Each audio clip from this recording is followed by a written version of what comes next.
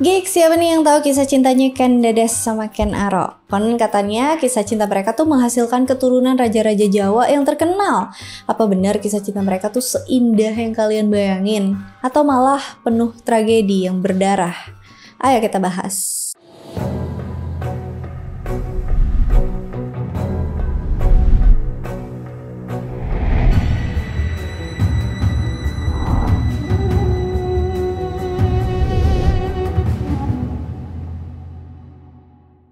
Sebelum mulai ceritanya, aku mau kasih tahu dulu kalau dalam cerita kali ini tuh ada dua versi ya, Gex, yaitu Pararaton dan Negara Kertagama. Pararaton itu adalah kitab naskah sastra Jawa Pertengahan dalam bentuk kakawin atau puisi yang ditulis dalam bahasa Jawa kuno atau dengan bahasa lain. Isinya tentang sejarah Raja-Raja Singasari dan Majapahit. Nama lain Pararaton adalah Pustaka Raja yang dalam bahasa Sanskerta juga berarti kitab raja-raja. Gak ada yang tahu siapa penulis Pararaton. Versinya juga ada banyak, jadi bisa dibilang lebih cenderung bersifat mitologis. Kalau Negara Kertagama merupakan kakawin Jawa kuno yang paling terkenal yang ditulis Empu Prapanca tahun 1365 saat masa pemerintahan Hayam Wuruk. Arti dari Negara Kertagama adalah negara dengan tradisi atau agama yang suci. Isinya tentang keadaan di Keraton Majapahit yang saat itu tuh dianggap di masa kejayaannya. Saat itu Majapahit diperintah oleh Prabu Hayam Wuruk yang jadi raja di tanah Jawa dan juga Nusantara. Pararaton ditulis ratusan tahun sesudah zaman Tumapel dan Majapahit, sedangkan Negara Kertagama ditulis pada pertengahan masa kejayaan Majapahit di abad ke-14. Negara Kertagama cenderung lebih bisa dipercaya daripada Pararaton karena waktu penulisannya itu jauh lebih awal. Dari sini semoga paham ya, dan please do correct me if I'm wrong. Oke, kita lanjut bahas dari Ken Dedes dulu ya. Ken Dedes. Kisah Ken Dedes bersumber dari Pararaton. Dia adalah anak dari Empu Purwa, seorang pendeta Buddha aliran Mahayana dari desa Panawijan. Gak ada yang tahu dia lahir di tahun berapa. Ken Dedes yang udah cukup dewasa tuh berparas cantik rupanya. Menarik salah satu aku dari Tumapel, yaitu Tunggul Lametung. Yang belum tahu aku apa, aku itu setara camat kalau zaman sekarangnya. Tunggul Lametung rupanya nggak tahan sama kecantikannya Ken Dedes. Dia tuh mau nikahin Ken Dedes, tapi karena Ken Dedes nggak suka sama doi dan juga kebetulan bapaknya yaitu Empu Purwa lagi nggak ada di rumah, jadinya Ken Dedes bilang ke Tunggul Lametung buat nunggu bapaknya pulang dulu. Tunggul Lametung yang udah nggak sabaran, udah diubun-ubun rasanya mau nikahin Ken Dedes. Akhirnya bawa kabur Ken Dedes dengan paksa. Pas Empu Purwa pulang ke rumah, dia tuh marah banget. Dia tahu putrinya udah diculik. Empu Purwa pun ngutuk, "Hai orang yang melarikan anakku, semoga tidak mengenyam kenikmatan, matilah dia dibunuh dengan keris. Demikian juga orang-orang Panawijan, keringlah sumurnya, semoga tidak keluar air dari kolamnya." Akhirnya Ken Dedes istri Tunggul Lametung sampai akhirnya dia ketemu sama Ken Arok. Oh iya, tokoh Ken Dedes ini hanya ada dalam naskah Pararaton, jadi kebenarannya cukup diragukan. Namanya juga sama sekali nggak ada dalam Negara Kertagama atau prasasti apapun. Mungkin pengarang Pararaton tuh ingin menciptakan sosok leluhur Majapahit yang istimewa, yaitu seorang wanita cantik luar biasa dan auranya bersinar. Keistimewaan seorang pemimpin atau leluhur itu jadi syarat mutlak buat masyarakat Jawa. Masyarakat pada saat itu percaya kalau raja adalah pilihan Tuhan. Ken Dedes sendiri merupakan leluhur Raja-Raja Majapahit versi Pararaton. Ken Dedes disebut sebagai seorang penganut Buddha yang telah menguasai ilmu karma amamadang atau cara untuk lepas dari samsara atau reinkarnasi. Nah, sekarang kita lanjut bahas Ken Arok. Ken Arok. Ken Arok versi Pararaton lahir di Timur Gunung Kawi tahun 1182. Ken Arok adalah anak dari Gajah Para dan juga Kendok. Yang belum tahu, Gajah ini nama jabatan setara Wedana atau pembantu adipati. Gajah Para meninggal saat Ken Arok masih dalam kandungannya Kendok. Kendok pun buang Ken Arok di kuburan sehabis melahirkannya karena nggak mampu secara ekonomi buat membesarkannya. Seorang pencuri bernama Lembong nemuin Ken Arok di kuburan terus bawa dia pulang. Ken Arok tumbuh besar jadi berandalan yang suka mencuri dan hobinya main judol, main slot. Judi, belum ada judol zaman itu. Karena seneng banget main judi tapi kalah mulu, akhirnya Ken Arok punya banyak utang di mana-mana. Justru Lembong yang harus nanggung semua utangnya Ken Arok. Jadi deh Ken Arok diusir sama Lembong. Tapi gak lama Bangosan Paran yang juga seorang penjudi ngasuh Ken Arok karena Ken Arok dianggap bawa hoki. Ken Arok gak betah tinggal sama Bangosan Paran karena harus tinggal sama 2 ibu angkatnya dan 5 saudara angkatnya. Dia kabur terus temenan sama Tita, anak kepala desa Siganggeng. Mereka berdua jadi pasangan perampok yang ditakuti di seluruh kawasan kerajaan Kediri. Gak lama, Ken Arok ketemu seorang Brahmana dari India bernama Logawe yang datang ke Tanah Jawa mencari titisan Wisnu. Dari ciri-ciri yang ditemukan, Logawe yakin kalau Ken Arok adalah orang yang dicarinya. Menurut para raton, Ken Arok dianggap juga sebagai keturunan Dewa Brahma. Logawe terus bawa Ken Arok ke Kadipaten Tumapel, salah satu daerah bawahan kerajaan Kediri. Kalau sekarangnya Singosari, Malang. Kalau kadipaten itu apa? Itu tuh suatu wilayah bawahan yang tunduk pada kerajaan. Tumapel waktu itu lagi dipimpin sama Aku Tunggula Metung. Karena dianggap titisan Wisnu, Tunggula Metung ngangkat Ken Arok jadi salah satu pengawal kepercayaannya. Tapi ternyata Ken Arok menaruh hati nih sama istri bosnya, Ken Dedes. Paras yang cantik luar biasa bikin Ken Arok meleleh. Suatu hari saat Tunggula Metung dan Ken Dedes pergi healing ke hutan Baboji, ketika turun dari kereta, kain Ken Dedes tersingkap sehingga auratnya terlihat dan Ken Arok pandangan Ken Arok tuh wih, glowing banget, bersinar. Ken Arok pun menceritakan hal itu ke gurunya, Logawe. Menurut Logawe, wanita dengan ciri-ciri seperti itu disebut sebagai Sri Naraswari yang diramalkan bakalan mempunyai keturunan raja-raja di Tanah Jawa. Mendengar ramalan itu, Ken Arok semakin menggebu-gebu buat menyingkirkan Tunggul Ametung dan nikahin Ken Dedes. Logawe udah ingetin nih buat nggak ngelakuin hal itu karena bisa berbahaya. Tapi namanya juga udah kadung nafsu, pengen dapetin Ken Dedes sama pengen banget jadi raja. Nasihat gurunya masuk kuping kiri, keluar kuping kanan. Tunggul Ametung yang udah terkenal sakti nggak bakal mudah buat dibunuh sama Ken Arok. Jadi dia nyari cara gimana caranya buat bunuh Tunggul Ametung dengan gampang. Bangun Sambaran, ayah angkatnya Ken Arok yang tadi di awal ngenalin Ken Arok ke sahabatnya yang bernama Empu Gandring dari desa Lulumbang yang adalah seorang ahli pembuat pusaka sakti. Empu Gandring nyanggupin permintaan Ken Arok buat bikin senjata yang berupa keris, tapi dengan syarat pembuatannya itu selama setahun. Tapi baru 5 bulan, karena udah gak sabar, Ken Arok balik lagi nemuin Empu Gandring nanyain gimana senjatanya tuh udah jadi atau belum. Sama Empu Gandring dibilang belum selesai, belum sempurna. Tapi Ken Arok akhirnya ngerebut kerisnya dan membunuh Empu Gandring.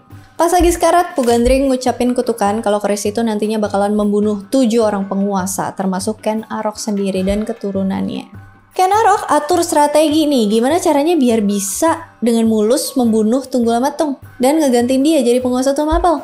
Maka dia buat siasat menggunakan temennya sesama pengawal, Kebo Hijo. Kebo Hijo dibikin sebagai kambing hitam.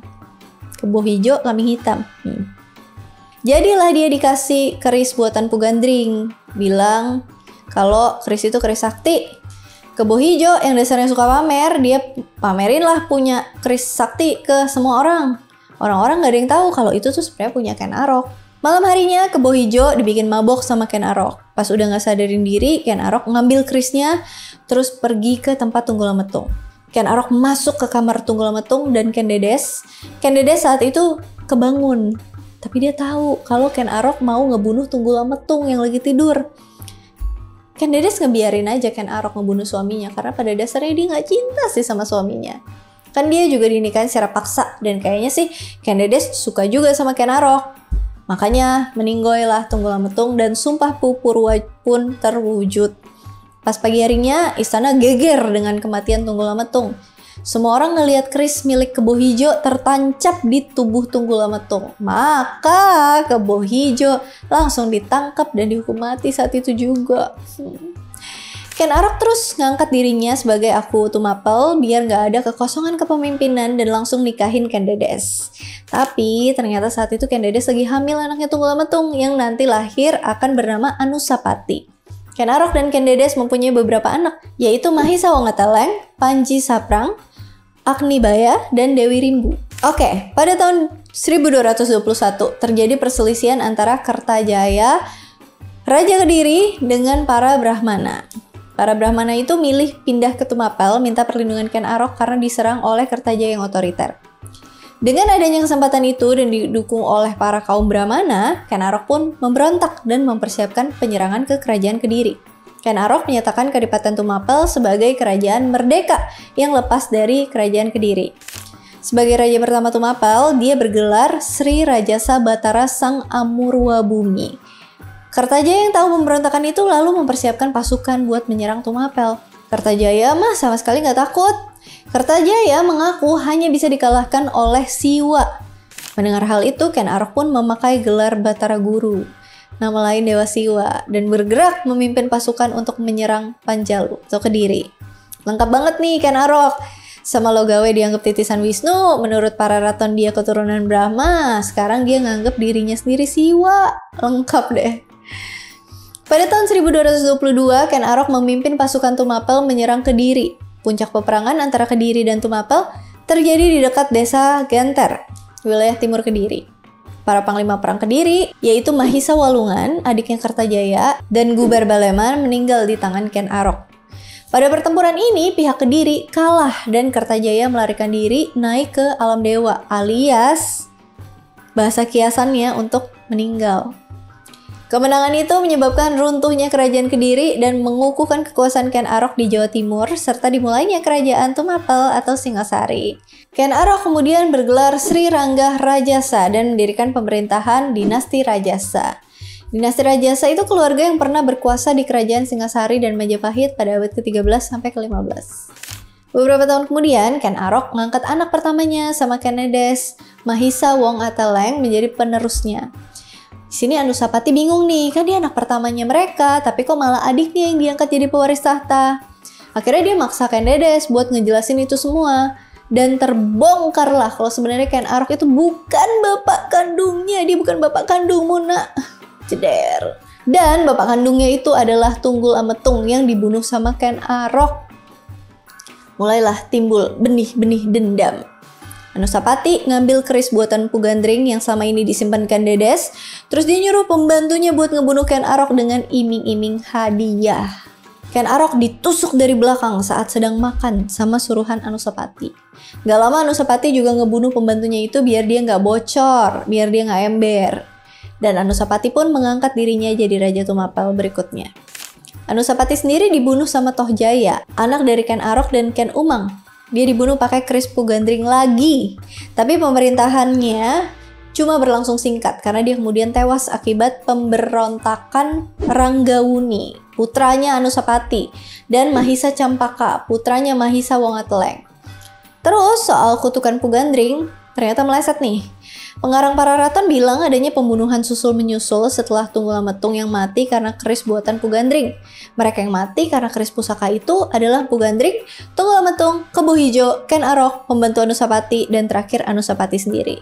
Tohjaya dikisahkan mati terkena tusukan tombak. Dari 7 keturunan Ken Arok termasuk dirinya sendiri, ternyata cuma Ken Arok aja yang mati oleh keris itu, sedangkan Anusapati itu anak tiri. Oke, itu dia tadi cerita Ken Arok versi para raton. Sekarang kita bahas versi negara Kertagamanya. Nama Ken Arok ternyata nggak ada di negara Kertagama. Negara Kertagama hanya memberitakan kalau pendiri kerajaan Tumapel adalah putra Batara Girinata yang lahir tanpa ibu tahun 1142.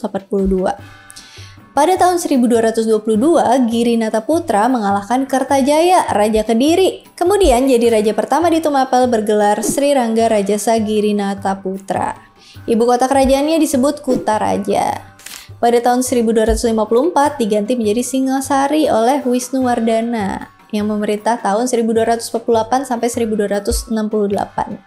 Sri Rangga Rajasa meninggal dunia tahun 1227, beda 20 tahun ya kalau dibandingin sama versi para raton. Untuk memuliakan arwahnya didirikan candi di Kaganengan dan dipuja sebagai Buddha. Kematian sang Rajasa bukan karena pembunuhan. Kalian tahu lah ya, biasanya sejarah ditulis oleh pemenang. Negara Kertagama dibikin saat Majapahit lagi masa jayanya. Jadi peristiwa pembunuhan terhadap leluhur raja-raja Majapahit itu dianggap aib. Anusapati sendiri bergelar Batara Anusapati. Adalah putra dari Sri Rangga Rajasa Sang Girinata Putra. Jadi dia adalah anak kandung Ken Arok karena negara Kertagama nggak pernah menyebut adanya tokoh Tunggul Ametung. Batara Anusapati memerintah sejak tahun 1227 gantiin ayahnya. Pemerintahannya berjalan tenang. Seluruh tanah Jawa aman dan tunduk kepadanya. Anusapati akhirnya meninggal tahun 1248 dan digantikan putranya yang bernama Wisnuwardana. Oke, sampai di sini dulu kisah Ken Dedes dan Ken Arok. Jadi kalian lebih suka versi para raton atau negara Kertagama nih? Komen di bawah ya.